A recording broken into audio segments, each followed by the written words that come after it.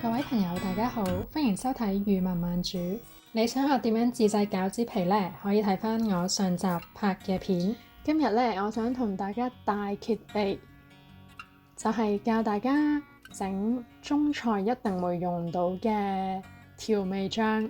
如果你學識咗呢幾隻調味醬嘅話呢，80%嘅中菜你都會拿捏到㗎喇。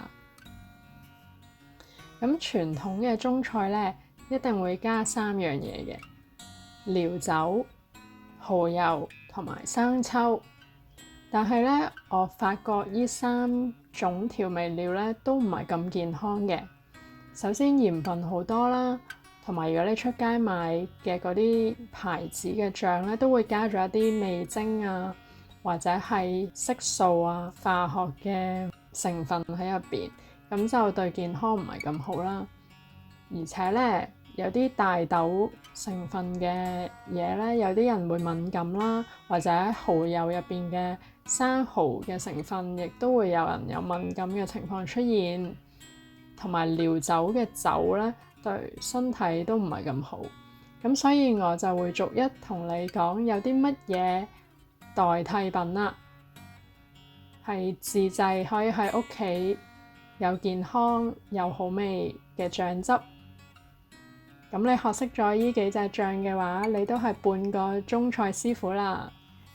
相信對聰明嘅你嚟講，都係零難度、游刃有餘噶啦。好啦，我哋而家就開始講解啦。第一樣想同各位朋友介紹嘅生抽嘅代替品就係叫 Coconut Aminos。咁呢樣醬油呢，係由椰樹提煉出嚟嘅，入邊係冇椰子味嘅，而佢係比外面街買嘅生抽呢低鹽分，仲有係會稍微甜少少嘅。咁係一樣可以代替醬油最佳嘅一個選擇。佢係源自於菲律賓等地嘅。相比起生抽，佢嘅好處就係 soy-free、gluten-free、low sodium。喺網上嘅超市都可以揾到嘅，好似呢隻牌子呢，喺網上買就係10美金2支。而製作素食者蠔油或者蠔油代替品就係用冬菇嚟做醬啦。首先利用清水浸泡20克嘅乾冬菇，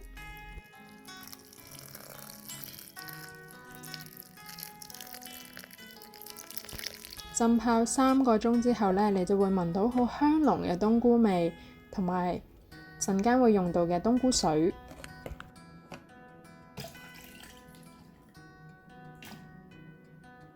將冬菇同冬菇水倒落攪拌機度攪拌，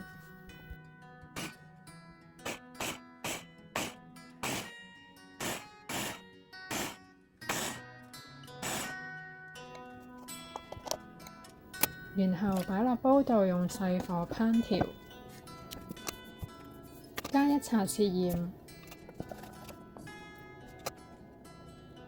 加2湯匙嘅 Coconut Aminos，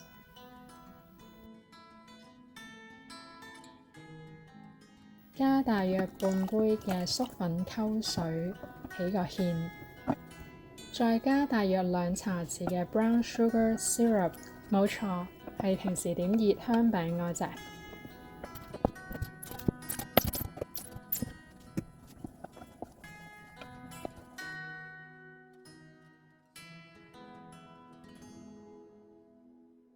煮好之後就可以倒落一個儲存容器度啦。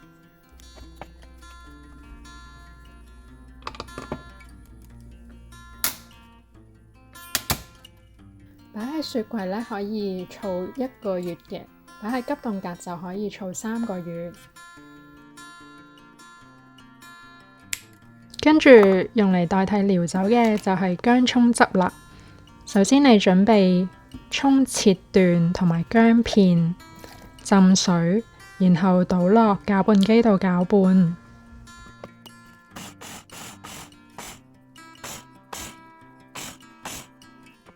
因為料酒嘅主要作用係攞嚟醃肉去腥嘅，所以新鮮嘅薑蔥汁亦都達至同樣嘅作用。